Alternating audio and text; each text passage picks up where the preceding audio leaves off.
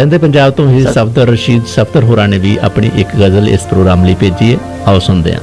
ਅੱਜ ਫਿਰ ਸਾਨੂੰ ਉਹਦੇ ਚੇਤੇ ਆਏ ਨੇ ਜਿਹਨੇ ਸਾਡੇ ਦਿਲ ਤੇ ਤੀਰ ਚਲਾਏ ਨੇ। ਅੱਜ ਫਿਰ ਸਾਨੂੰ ਉਹਦੇ ਚੇਤੇ ਆਏ ਨੇ ਜਿਹਨੇ ਸਾਡੇ ਦਿਲ ਤੇ ਤੀਰ ਚਲਾਏ ਨੇ। ਦੁਨੀਆ ਦੀ ਸਭ ਪਿਆਰ ਮੁਹੱਬਤ ਉਹਦੇ ਲਈ ਦਰਦ ਵਿਛੋੜੇ ਹੱਸ ਕੇ ਸੀਨੇ ਲਾਏ ਨੇ। ਮੁੱਕੀ ਤੇ ਨਹੀਂ ਹਾਲੇ ਰੁੱਤ ਗੁਲਾਬਾਂ ਦੀ, ਮੁੱਕੀ ਤੇ ਨਹੀਂ ਹਾਲੇ ਰੁੱਤ ਗੁਲਾਬਾਂ ਦੀ। ਕਾਹਨੂੰ ਉਹਨੇ ਕਾਗਜ਼ੀ ਫੁੱਲ ਘਲਾਏ ਨੇ।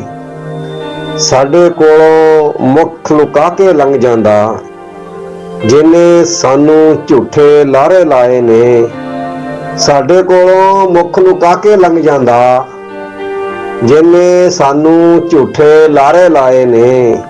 ਸੀਨੇ ਦੇ ਵਿੱਚ ਕਿਣਮਿਣ ਉਹਦੀਆਂ ਯਾਦਾਂ ਦੀ, ਮਨ ਧਰਤੀ ਤੇ ਗੂੜੇ ਬੱਦਲ ਛਾਏ ਨੇ। ਮਿਰਜ਼ਾ ਮਜਨੂ ਰਾਂਝਾ ਤੇ ਫਰਹਾਦ ਮੀਆਂ ਇਸ਼ਕ ਨੇ ਇਹ ਨਗ ਹੱਸ ਕੇ ਸੀਨੇ ਲਾਏ ਨੇ।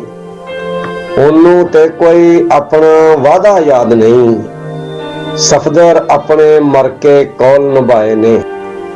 ਅੱਜ ਫਿਰ ਸਾਨੂੰ ਉਹਦੇ ਚੇਤੇ ਆਏ ਨੇ ਜਿਹਨੇ ਸਾਡੇ ਦਿਲ ਤੇ ਤੀਰ ਚਲਾਏ ਨੇ।